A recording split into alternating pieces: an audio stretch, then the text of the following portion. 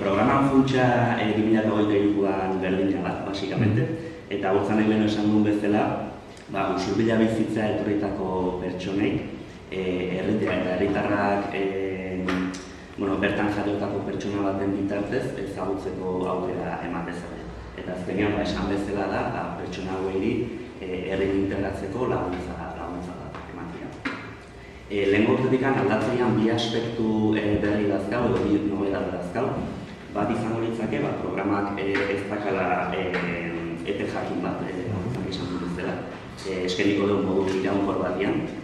Eta beste aldaketa edo nobedadia izango litzake, bakarkako mentoretza eskaintziaz aparte, eskeniko deula baitare taldetako mentoretza. Hau da, talde bat izango da, pertsona, bizitila etorritako pertsona honen mentorre. Izan usurgo talde feminista, edo izan eskubaloi taldea, edo kuadrilla bat, edo. Bikote berrik osatzen jarraitu nahi dugu, eta hortarako behar ditugu mentoreak eta mentorizatuak. Eta, egia esan, hau ere bai, inbiste balik bada jendian gana, oso ondo egia esan. Izena ematen duten artean, esplikatu duten bezala, elkarrekin ondoen eman daitezken bikotiak sortu nahi ditugu.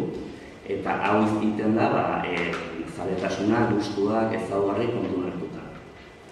Orduan, partartzaileek gustoko duten zerbait itia da asmoa behintzat hastian behin, eta harremana eraikitzeko prozesuetan, zabaldu zen batetik ematezaile laguntza profesional bat.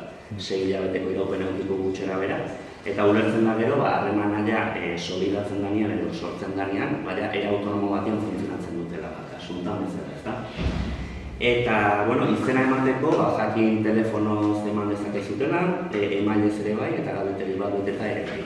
Hortarako esku horri batzuk sortu ditugu, baita ere udal webgunean ere bai eskuragarri dazkezue nola izen eman eta asunto guzti hauek. Eta beste ikan gabe, parte hartzera animatzen zaituzteu, oso esperientzia berazgarrik sortzen dira, eta esker.